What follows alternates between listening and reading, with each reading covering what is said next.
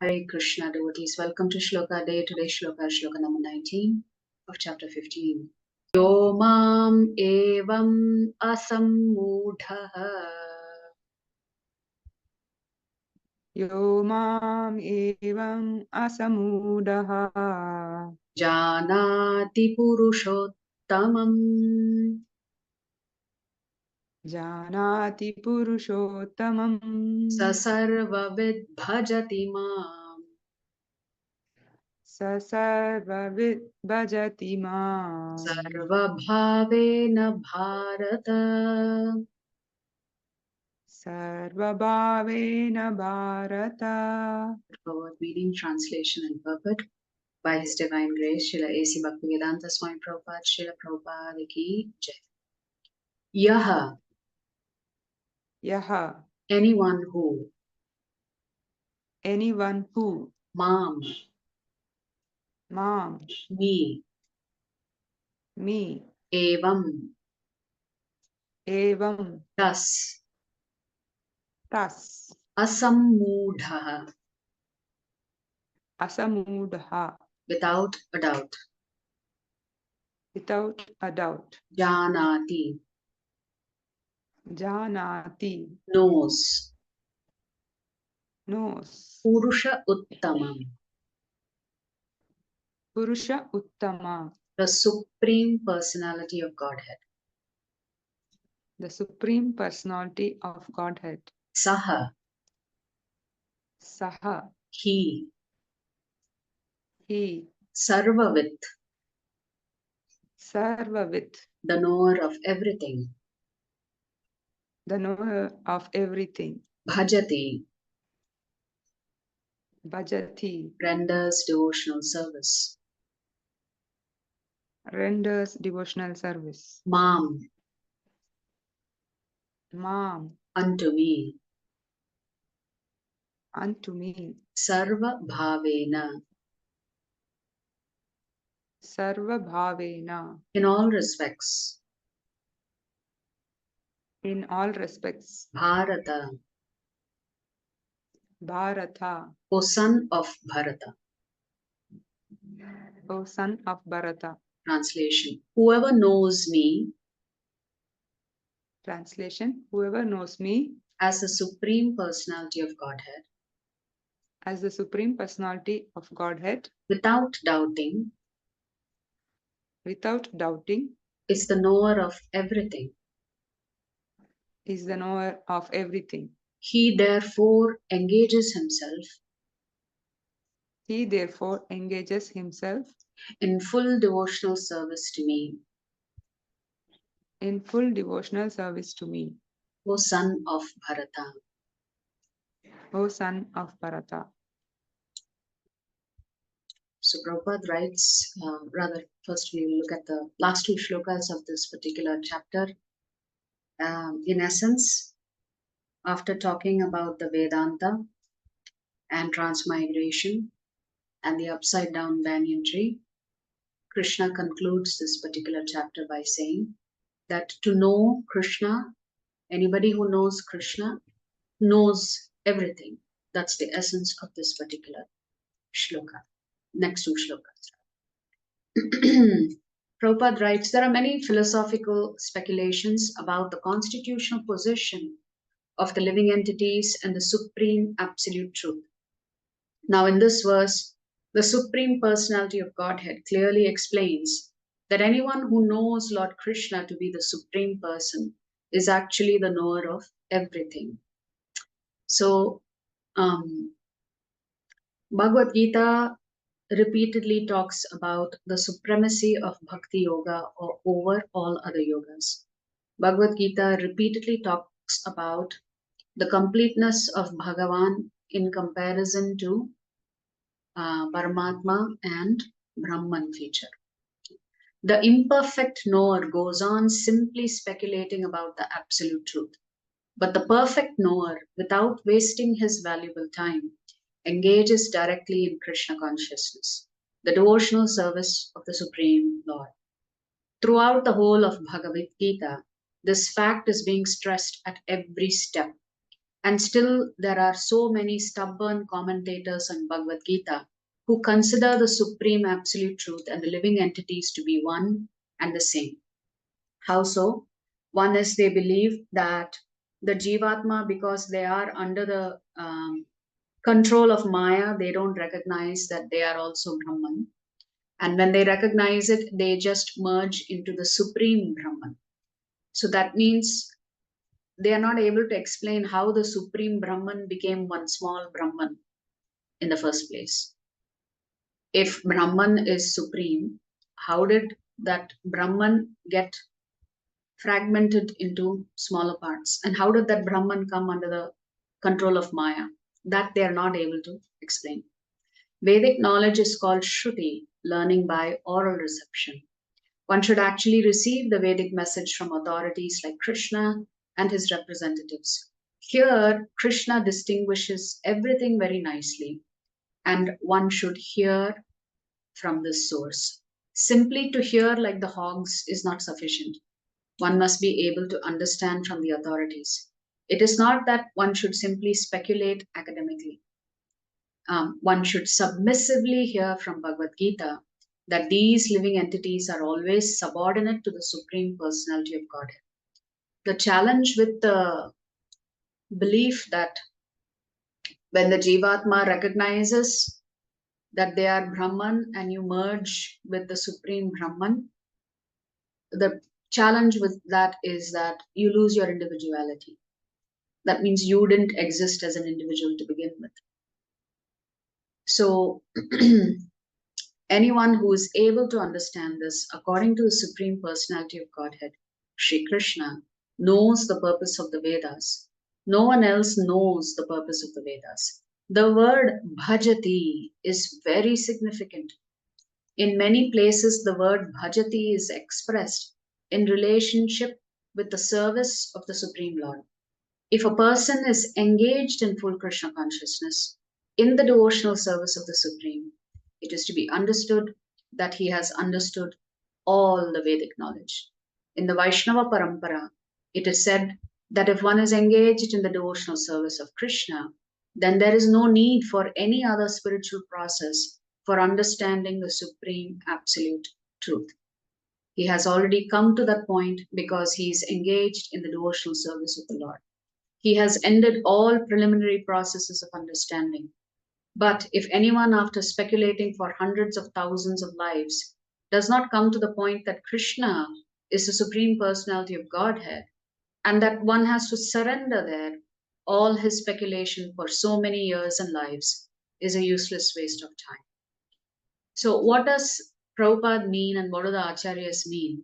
That one who is already worshipping Krishna as the Supreme Person and the Personality of Godhead, they have already understood all the Vedas. Now, that does not mean literally they have memorized the shlokas, etc. It simply means they have understood what is the essence of the Vedas. The essence of the Vedas is to bow down to Lord Vishnu. So, if you've already come to that point, then you've understood your objective. Your objective is to love and serve Krishna. That is what Prabhupada means when he says, and that's also what Krishna means when he says, one who is worshipping him already knows everything. Because they've understood the final conclusion. The conclusion of the Vedanta is that Lord Vishnu is the Supreme. From another Vaishnava Parampara. As for the Srimad Bhagavatam, there are three ways to realize God. Vadanti tat tattva vidas tattvam yajnanam advayam brahmeti paramatmeti bhagavan iti shabdyate. This is a very important shloka for us that explains the concept of Brahman, Paramatma, and Bhagavan. So if anybody asks you, you can quote this shloka. The knowers of the truth have stated that there is only one supreme entity that manifests in three ways in the world: Brahman, Paramatma, and Bhagavan. This does not mean that these three are different entities. God is one. And these forms are only his manifestations. As water exists in nature as ice, water, and steam that have different physical properties, but are forms of the same substance. Likewise, God exists in these three forms: Brahman, which is the formless, omnipotent, and omnipresent. The followers of Jnana Yoga worship God as Brahman. The Ashtanga Yoga seeks God as Paramatma, the Supreme Soul who resides in the hearts of all living creatures, whereas Bhagavan is more personal and can be considered the sweetest among his form. Here, God manifests as a person and performs sweet leelas, pastimes. The devotees of the Bhakti Yoga savor this form and immerse themselves in his loving bliss, as explained earlier in verse 12.2. In this chapter, Sri Krishna has described all three forms of God. But which of them is the most complete? Here in this verse lies the answer. Sri Krishna says, those who know him as the Supreme Divine Personality and worship him as Bhagavan truly have complete knowledge of him. So there is no way that this verse can be twisted in any other fashion other than to accept the fact that the Bhagavan form of the Lord is the most complete and the most blissful and the most relishable for any devotee. So now if Krishna says, knowing me, you know everything. So let's understand it through His Grace Chaitanya Charan Prabhu's commentary. How does knowing Krishna enable Arjuna to know everything? In the Bhagavad Gita's 15th chapter, Krishna declares that those who know him truly know everything. What does this statement mean for Arjuna? First, to know everything doesn't mean literal omniscience. That's impossible for us as finite beings with finite cognitive capacities. It means knowing everything that we essentially need to know, everything about what the purpose of our life is and how we can pursue it amid all circumstances. Essentially, knowing the essence is knowing everything. How can we know our purpose? It arises from our very identity. We are all parts of Krishna, which Krishna has already said in the 7th shloka, Mamayevamsho Jiva Loke. And he is our ultimate sustainer. In shlokas 12 to 14, the Lord talks about how he is maintaining all the planets, how he is your digestive power, without which you will not be able to digest your food. So Krishna is saying he is sustaining everything, including you. And he is our greatest benefactor. In the 15 shloka, Vedaischa Sarvair Ameva Vedya, that particular shloka. And then in shloka 5.29, the last shloka of chapter 5.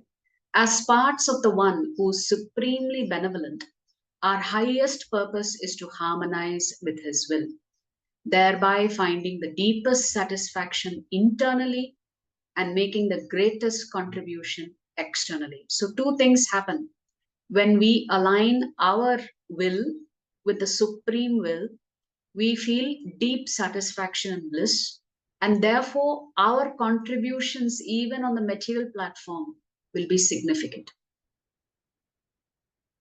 Not only will you experience spiritual bliss, but you will also experience material success. What does harmonizing with Krishna mean? It means that we, being his parts, play our part in his plan, just as a screw plays its part in a machine. Simultaneously, because he is a conscious being with free will, we are his parts. We, as his parts, are also conscious beings with free will. Our part whole relationship is based not on mechanical, involuntary co functioning like a screw in a machine, but on a personal, voluntary affection between the loving soul and the loving whole. So, this has to be done of our own free will. With matter, you can attach a screw to a machine, and the screw cannot decide on its own to separate from the machine. But we Jivatmas can decide, do we want to be separated from the Lord, or do we want to be united with him by aligning our will with his will, with his supreme will? So that is our decision that we need to make. In Arjuna's case, he just needs to do his part in the impending war. Even if he doesn't know things such as what karma from which life has brought him to the painful perplexity of fighting against his relatives, he needs to focus on lovingly serving Krishna even in the situation, which means no matter how many difficulties we may go through, we should not forget that we are servants of Krishna and we are meant to serve him. We are meant to follow his instruction. How can we align our will with his will? By following his instruction. That single minded purposefulness will make his endeavors supremely successful.